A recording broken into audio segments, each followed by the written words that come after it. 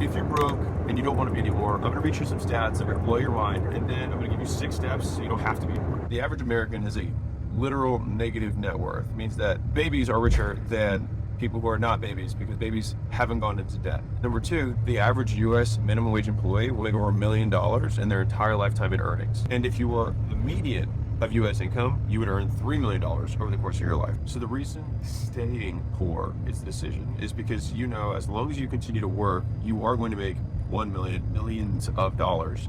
And most of the time, it's going in places that don't make sense. So challenge number 1 is the buy nothing challenge. It's very simple. You just buy nothing. So disconnect your credit card from Amazon, leave your wallet at home when you go to work. Have no way to pay for stuff. You have your gas, you have your insurance, rent, car payment. Buy food at discount grocery stores, you pack your lunch. That's all. If you buy nothing that is as austere or hardcore as my recommendations may appear, I do not ask people to do things that I haven't done. And so like when I was taking $20,000 a month, me personally, I was in a house with 6 roommates and I split my bedroom with 1 roommate. And so like, yeah, 2 beds, 2 dudes looking at each other like every night. When I was making $1 million a month, I was living on less than 15. And so the key takeaway that shifted how I thought about making money and more importantly, keeping money is that wealth is actually a ratio between what you earn and what you need. And the number 1 rule of money is spend less than you make. And so I always like being super conservative with my expenses relative to what I make because I don't like spending money that I feel like I need. Those of you, the 3 YouTube odd commenters who think that this is a prop set, you get this look out the window. It's all AI. The first thing you have to do to become wealthy is that you have to decide to become wealthy, and you have to decide that it's under your control. You have to switch from victim to victor. So as much as you may have had a disadvantage, or maybe you got into debt or you made a poor decision, you have to be the person who's most powerful in your life around money. Now the third thing, and this is the one that really kills me, is that in the US, 35% of every paycheck goes towards paying one thing. You want to know what it is? Banks, lenders for debt. 35%. That's because people don't think about their mortgage as debt. They don't think about their car payment as debt. They don't think about their credit cards as debt. There's a reason that banks are 100+ years old because they don't go out of business. They make so much money on money. Money is their product, and you keep buying their money from them at a bad price and at a compounding price that goes up every single year. And most people don't do the math on compounding, but like right now, so many people are trying to get 10%, 9% returns in the stock market, but their credit card's 24% against them. And so the easiest thing you can do right at the beginning will pay off the things that are guaranteed 24% negative returns. They're guaranteed. It's amazing. They're guaranteed returns against you being wealthy. Compound interest is the 8th wonder of the world according to Charlie Munger. And you want to face off head to head against the 8th wonder of the world against your goals. Bad idea. So the thing is that if you're earning enough money and then you have the right habits, being broke is a temporary status. So step 1, save for an emergency fund. And so these steps are similar to Dave Ramsey's baby steps because I think he's proven it 100 times over and it's worth modeling success. So number 1, save for your emergency fund, which is basically between $1,000 and $5,000. So the reason that so many people don't hit their savings goals is because something happens, right? And so it's like, have an emergency fund for when your AC breaks or when your carburetor needs to be replaced. And the thing is that things that are unexpected, you can expect them to happen. You just don't know which one it's going to be. Because if you look at a year, it's like about once a month they'll have something unexpected occur, and you know it's going to cost you. And so it's just preparing for the expense, not which expense it is. Well, what about like debt? Should I pay that off first? No. Learn to save money first. And just watch the amount go up. Get to that later. Well, I say this because I'm not trying to make your life difficult. I'm trying to tell you what I did to get here. And for those of you who find that useful, you can model whatever you want. That habit has stuck with me. So even when I was making $1 million a month earlier on in my career, our rent was $1,200 a month. So then we'd ball out and get appetizers and we get the bang shrimp at Bonefish. So, you know, shout out to Bonefish. I tipped like $100 for felt like a rich guy. So I say this because some people just immediately change how they live when they make more money. Even the fact that I was able to start at 23 was because I saved every dollar I made. So like I got $50,000 saved up. It wasn't like I was making crazy money. I think I made $55,000 or $60,000 I think my first year out of college, and then I made I want to say 70 or 80 something like that the next year, and I saved 50 after taxes. So I'm going to show you something really quick. If you have a $200 pair of Jordans that you really want to buy, Now, you might want to buy them today, and let's say you're 25 years old. You're like, I deserve these. I worked really hard for them. Okay, fine. But that $200 invested just in the S&P 500, we're not even getting to S&P 500. I'll talk about that later. Between now and the time you retire, do you want to know what that actually is? Yeah, $200 pair of shoes. And we're going to give it 40 years. We're going to make our return 9%. Additional contribution, 0. Instead of buying that $200 pair of shoes when you were 65, it could be over $6,000 if you just invest in the S&P. So if you wouldn't buy those shoes for $6,000, then maybe don't buy them today for $200. When you buy Jordans, there's no upside. That money is gone. It's just $6,000 that it could have been something that's just going to be 0. And that's a big loss when you do it over and over and over again. Right? Like $6,000, $7,000, don't take a lot of those to add up to $1 million. 130 of those purchases is $1 million. You probably do that in a couple of years. And so that's personal risk. Now, business risk, if you take good business risk, there's upside there. The thing is that sometimes you can't take this business risk because your personal risk is too high. And so for me, my whole life, I've tried to jam this risk as low as I possibly could so that I can go on the offensive on the business side. I saved as much as I could when I had my job so I could start a gym. That was a big risk. But I lived on almost nothing in Baltimore so that I could take that swing. And if I hadn't had the basics there, I would not have been able to take that shot. And I sold those businesses and then lost everything 2 more times. If I had had to go into debt just to live, then I would have never been able to take those second and third shots. And so the whole point is like, you will increase your shots on goal by living risk-free or low risk in your personal life. You'll be able to fail more. Like, I failed more times than you. I'm telling you, I had 9 failed businesses. I had 7 failed partnerships. Like, I have many failures. But the only reason I can get back up is because I don't have this big thing that I have to take care of. It's like, I know that I can live on peanut butter sandwiches and egg whites, mixing protein powder from the gas station with water. I can do that because I have. I've already done it. And I've lived, shit, I'm supposed to have holes in them right now. Like, I've had these, like, I like them. They're fine. They're perfect. And so I can live with almost nothing, and it doesn't bother me because I know how I was pretty content when I was poor. I'm pretty content now, right? Like the game more now. So I'm bringing all these points up because saving money won't make you money, but it will allow you to think further out and make bigger bets, which absolutely will make you more money. If I had not done that, I wouldn't have a gym. If I hadn't done the gym, I wouldn't have done the gym turnaround business. If I had done the gym turnaround business, I wouldn't have done gym launch. Did your gym launch, I wouldn't have been able to do Prestige Labs. Prestige Labs, I would have been able to sell those to Allen. From there, I wouldn't be able to do acquisition.com. So like, it sounds small, but it's a tiny domino that you could control. All right, step 2, which is you can begin paying off debt. There's 2 ways of thinking about paying off debt. There's a logical way and the psychological way. I would recommend the psychological way. So let's say that you've got 3 different cards that you owe. You've got one that's 20%, one that's 15%, one that's 10%. Okay. Logic would state that you should go after the 20% one. Psychology would state that you should go after the one that you can pay off fastest. So my recommendation, despite the fact that the math would say, oh, I should pay off the bigger, the one that cost me the most first, you're gonna pay them all off eventually, and you've been dealing with all 3 of them for like years now. So chill. Maybe just follow the process, which is get a win faster. That's the whole point. And so pay them off in reverse order of speed of paying them off. So it's like, boom, I knocked one out. Boom, I knocked one out. It's like you want to have those little like jackpots, but organize them so you have more of them sooner in your process. Now, if the one that you have the highest interest on is also the fastest way to pay off, then definitely that's a double win. Like you can have like 3 quick wins and you're just waiting like 9 months to do that because you have to pay this big debt off. It's like, just get the win. And to be clear, when I'm talking about paying off debt, I'm talking primarily on consumer debt and credit cards and things like that. The debt that we're not going to deal with you is going to be like house debt, like your mortgage debt. If you have a car, I would recommend getting rid of that and trading it down. The easiest way to pay off your car is pay off a cheaper car and trade in the one that you have. You're living beyond your means. It's just that you thought your means were higher than they are. But that's okay. That's why you're watching this. I want to give you one mental image that should hopefully drag through why this is so important. So you're going to save about $10 a day for you to get $1 million in 40 years. So the math is $250 a month that you would put away. If it compounds at 9%, then you can be at $1 million in 40 years. That feels so easy to do. The only thing easier is not doing it. And if you were to just put $500 a month away, at $500 a month, you'd be at $2.1 million in 40 years. Now, to be clear, most people can live on about 4-ish%, and that's with never touching the principal. At some point, you can start unwinding it and spending the money, right? But at 4%, which is a very safe amount that you can spend off that, you can live on $80 grand a year.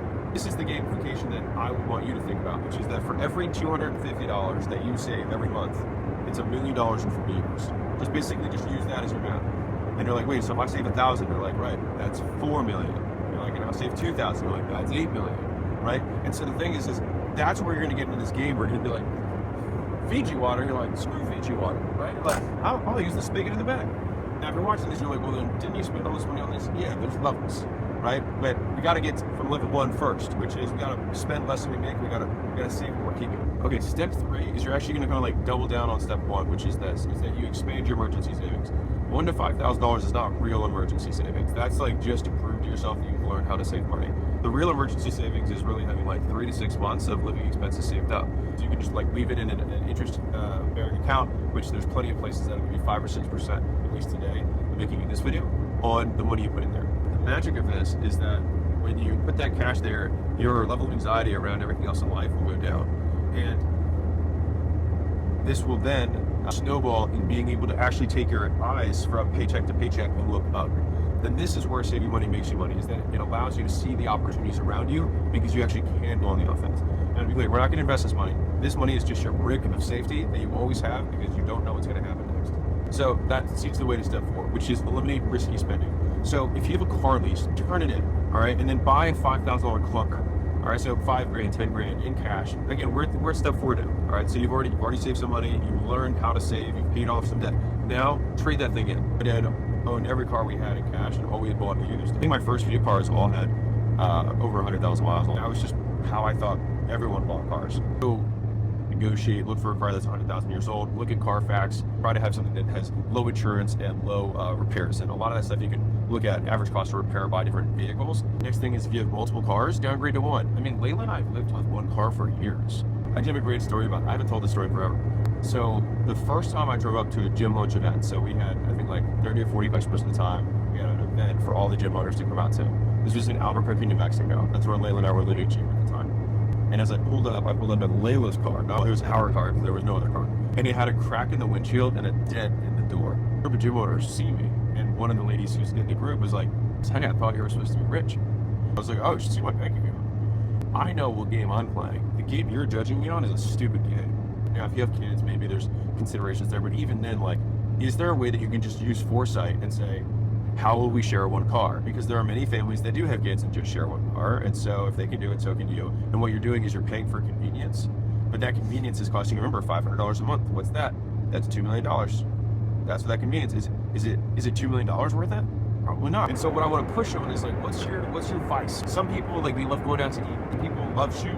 That's guys and girls, right? Some people love clothes. Some people love vacations. Some people just like live in a neighborhood that shouldn't be it.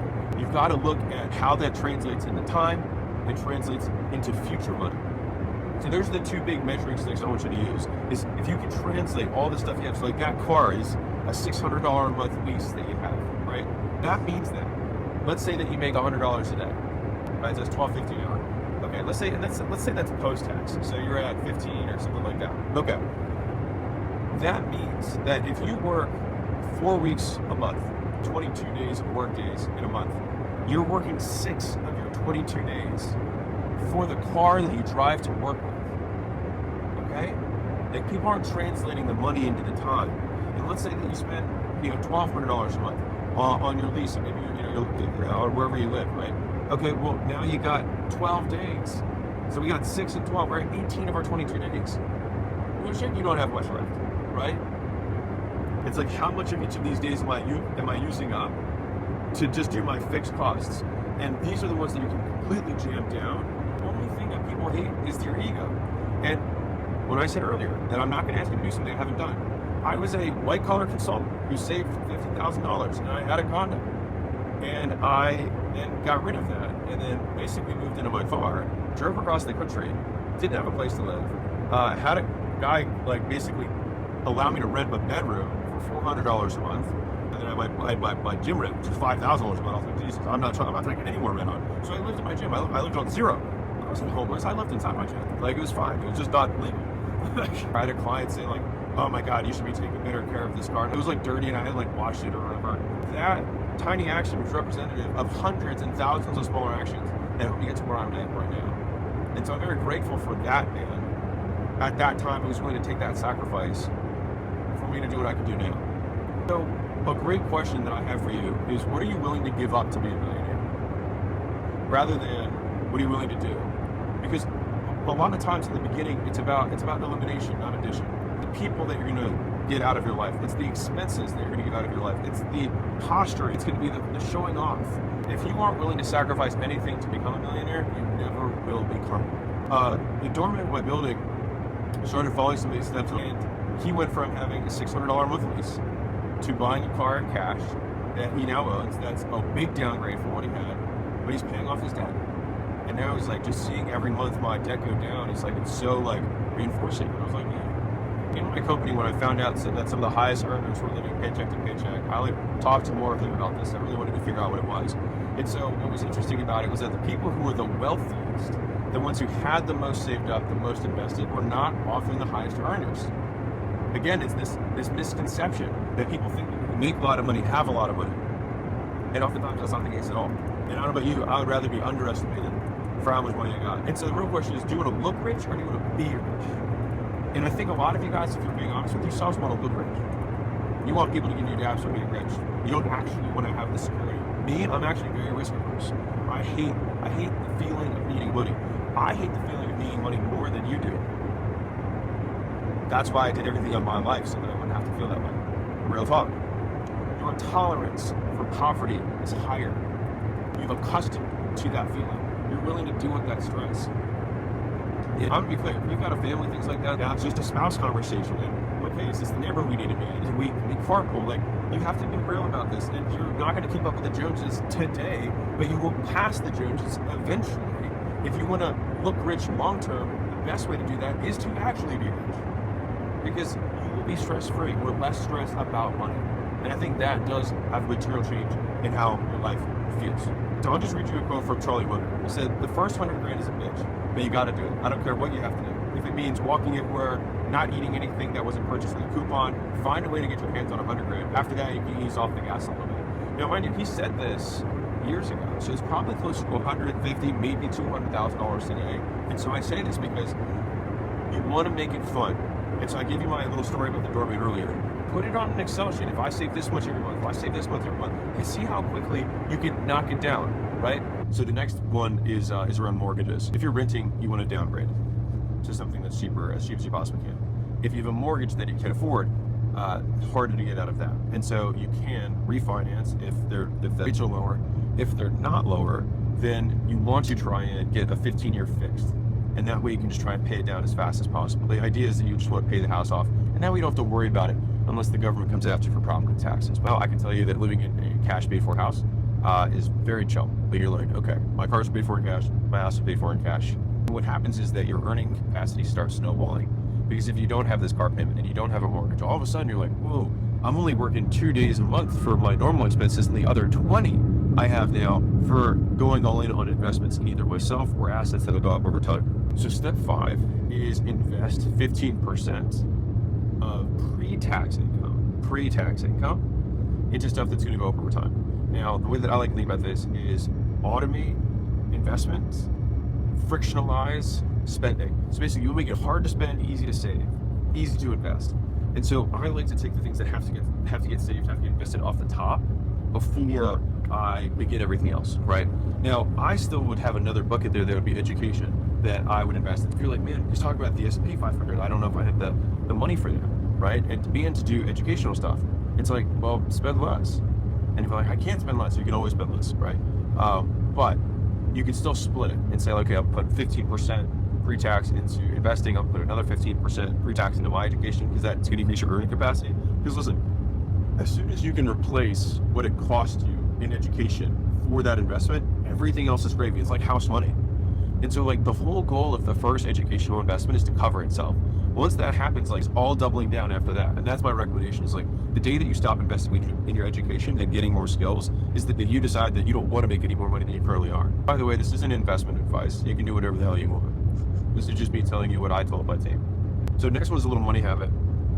Still underneath step 5 is you want to check your accounts daily. So this is something that I recommend for everybody who's basically before your savings goal. I stopped looking at my accounts every day once we crossed like 20 million. That was when I literally stopped checking every day because the volatility stopped making sense. It makes sense anymore. But you want to have a pulse for your money. And so you want to know what's coming in, what's going out. Like you want to feel that. And when you're looking at expense, you're like, oh, that's a lot for me, because you know how much that hits your account. And like that was a good inflow. You're willing to spend more in some areas that you're like, oh, I'm getting returns there. But like you can't know that unless you're in the account every day. You have that flow. So if you want to know something wild, so if you were 20 years old right now and you do the thing that I'm about to tell you, it's going to sound insane, but you would have $50 million saved up at the end. So here's how it works. You take on an extra job. You work an extra shift. You make an extra $2,500 a month. That means you drive Uber, you go to your boss and say, I have more time. Can I do someone else's job, or can I look at other jobs and take portions of that for more pay?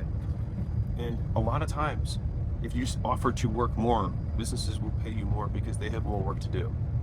And so you can make an extra $1,000, $2,000, $3,000 a month. But if you made an extra $2,500 a month and you put that every single month towards just investing into the S&P 500, again, not SME, just S&P. All the other stuff we said stays, we're just doing this on top and we're not touching it. So then you would have 55 years of compounding at 9.7%.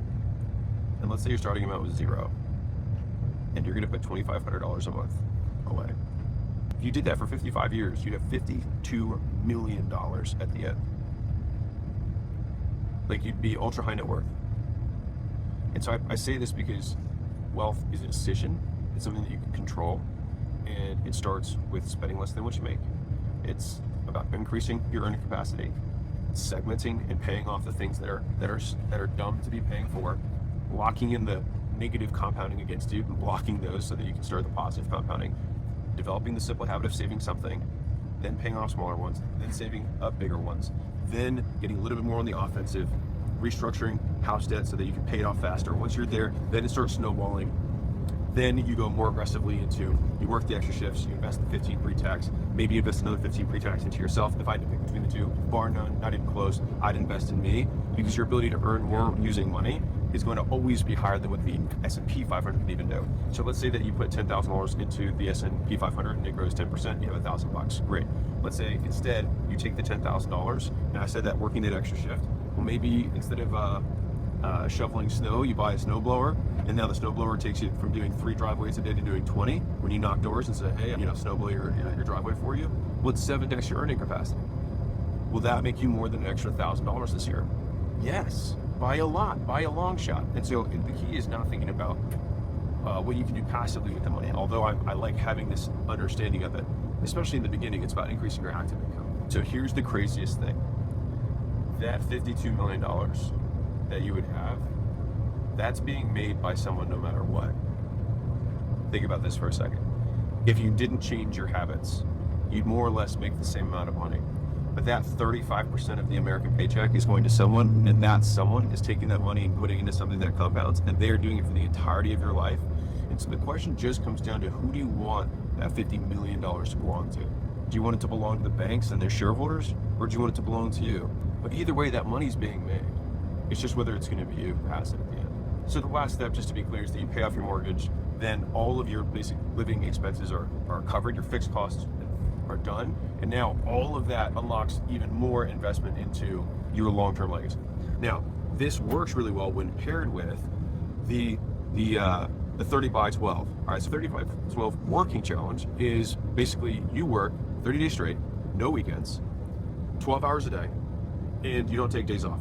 Now, what happens is, now everyone's like, that's not sustainable. That's why I said 30 days, not the rest of your life. The point is that you'll realize at the end of 30 days that you can work harder than you thought you could. You can go a week or two without taking a day off, and you're not gonna die. Because believe it or not, thousands of years, we didn't have weekends. Weekends are a new concept that's happened as soon as factories were invented. And I think it was a way to get even more something out of people. I can't even remember what it was. The point is that if you stop spending all your money and then you take all the time when you normally would spend money and then make money, you get a double. You reduce the negative and add to the positive, and see how much damage you can do in 30 days. And then you could say, is it worth it for me to get what I want?